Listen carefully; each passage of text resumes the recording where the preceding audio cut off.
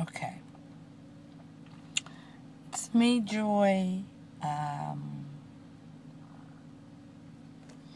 Got my face fixed up a little bit today because I have been feeling so ugh. And as you all know that I'm usually on here feeling like ugh. Yesterday I went to therapy, and for the first time I was able to say something I've always said out loud about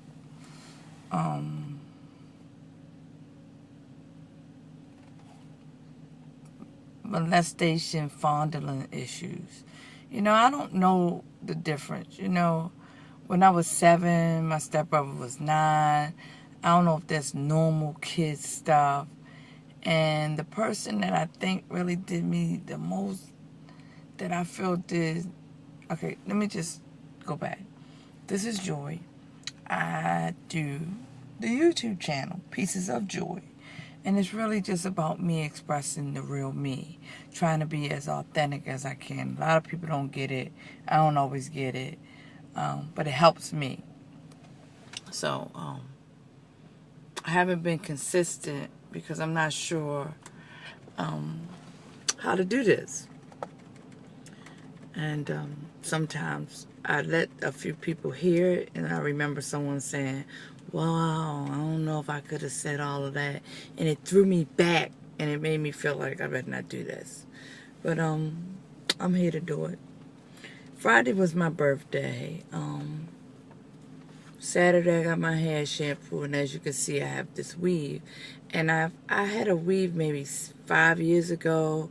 Don't remember how it felt, but you know, I kept the weave in for maybe 2 weeks before I actually got it curled, and the young lady that I work with now curled it maybe 3 or 4 weeks ago, and I really enjoyed it. I think it was the one thing that kind of made me start feeling a little bit better. So, as a hairdresser, I don't promote weaves. I don't know how to do them, and I believe I know the damage it could cause. But nevertheless, I'm here to say that I know what hair does to a motherfucker, to women, okay? This stuff is addictive. It makes you feel different, blah, blah, blah, blah, blah. However, I don't want to not be able to feel good about myself with or without hair. It's just that when I took it out, I had a bald spot. Oh my gosh. I was trying to show you all the bald spot and load up some pictures from the day, my birthday, till today, and the bald spot. Nevertheless, I wasn't able to do that. I don't quite know what I'm doing. I'm trying to get better with this. So, however, that bald spot threw me into a hole. And it wasn't just about the bald spot. As you all know, I love Daryl. I love someone. There's someone came home. I stuck by him for 2 years, came home. They didn't stay clean. I've said it once. I'm saying it again. And maybe I've said it twice. Rick James said it best. That cocaine is a motherfucker. And he used, and in the process of him using, I worked in a salon that had other salons in it. And one of the salons happened to be owned by, there was a salon / alteration shop. And nevertheless, he broke into both places, stole a lot of stuff. I don't know if they were sure who stole it. I think the young lady who had the salon had an idea who stole it. Unfortunately, she and I were good friends at one time. And I think what bothered me more than anything, that if you really know me, I mean, you don't even have to spend years with me. You know that I am a person that has practiced so hard living like this, placing principles before personality. And that means that no matter how much I love this man, and no matter how afraid I was, that I felt so horrible about what happened, and I thought he had did it, that I would not have been able to sleep with myself and not tell the truth. So I had to tell the truth. And there were people that came to me and said, there's no way I would have told on somebody that I know. There's nowhere. And it wasn't about me telling on him. It was about the fear that if he had the nerve, the audacity to go that far, that at this point in the game, it's not even about using, that he's on the self-destructive path, and he's going to die. And I was so scared, you guys. I was just fucked up. I mean, I've been fucked up for a minute now, like, you know. And when I went to therapy yesterday, I found out some things, like he shared some real deep things with me, and I was angry. I was angry that his mother didn't watch over him better, so I thought. I was angry that his brothers didn't show up in a better way when he came home, so I thought.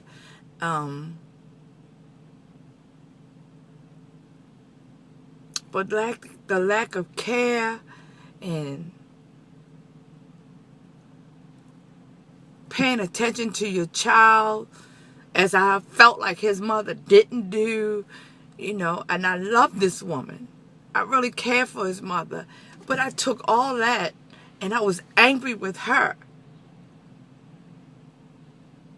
And I realized that there's a part of me that doesn't look at who didn't take care of Joy. You know, I got pregnant at 12.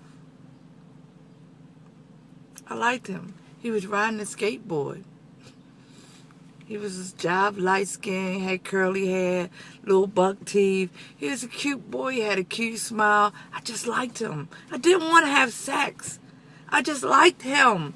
But once again, not having no sense of self even at 12, just to be in his company. If he said lay down, I laid down. And I didn't know how to say get off of me. I didn't even know that we were really having sex. I didn't know. And I ended up pregnant, and I have a daughter. And I have 5 kids and 2 daughters. And me and my daughters just don't get along. Nevertheless, I'm in therapy yesterday. I know I'm sound like I'm all over the place because I am all over the place. And I'm trying to do this within 15 minutes times because YouTube won't allow me to go past 15 minutes and download. So, I'm listening and I'm thinking about some of the things that happened to me as a child because I can relate to Daryl's pain so much. And I'm not quite sure why I relate to. It's like his pain, I feel as though it's happened to me. And I'm starting to see that it did happen to me.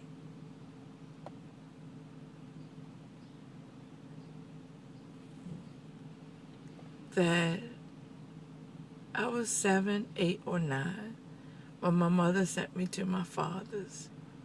And I really didn't know my father. We lived in Baltimore. My father lived in North Carolina. And I was sent there to live with my father. I never felt like my stepmother cared or like I was in her way. And I'm not saying this as these are concrete feelings or this was true. This is just how I felt. And as we know, that it's a fact that we feel, but feelings aren't a fact because they change. But when you're 7, 8, or 9, you know, I can remember one time reaching out to hold her hand and she snatched it from me. I can remember my father was in the service and I didn't quite understand why I was there to live with my father, but most of the time he wasn't there.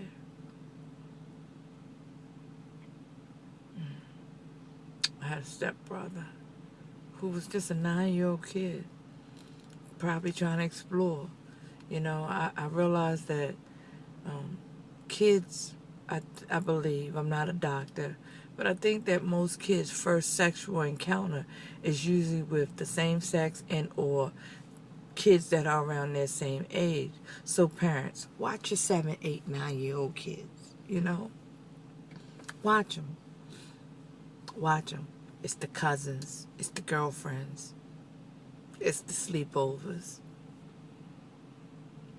It's all of that. My brother used to take me in the closet and he would play with balloons and act as though they were condoms. I didn't even understand. The concept of condoms wasn't even important in 75 or whatever it was. And my brother had a burn or something on his face. But his look wasn't very pleasant to me. And I was afraid of him. And, however, still didn't know how to say no. You know.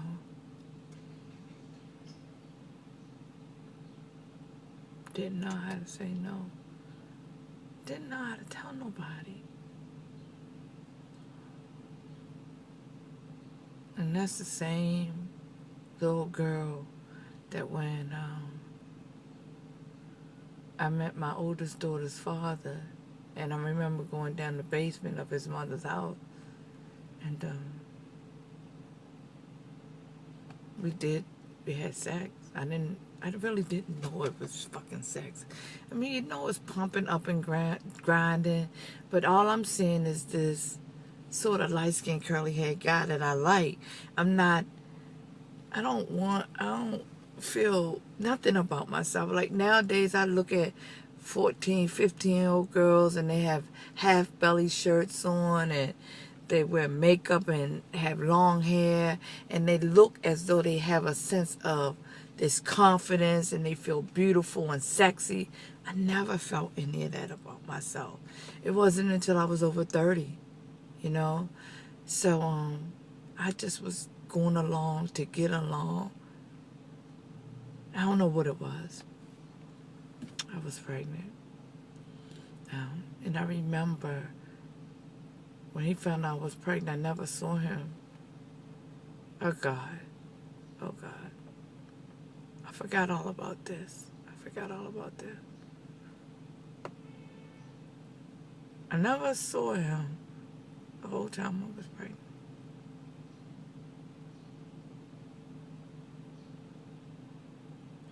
And I remember I had to go to a special school back then where other teenage girls were pregnant. And I went to that school. And I can remember being on the corner of Fulton and Baker. We lived on Monroe Street. And I can remember sitting there waiting for the bus to come take me to school. And I can remember feeling all by myself.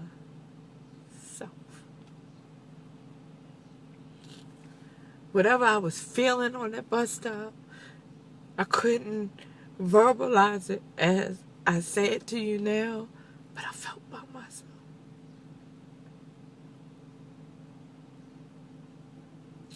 I felt by myself. I'm going to stop. I'm going to stop this video and start all over. Because it's almost at 15 minutes. So this is part 1. And I'll be right back.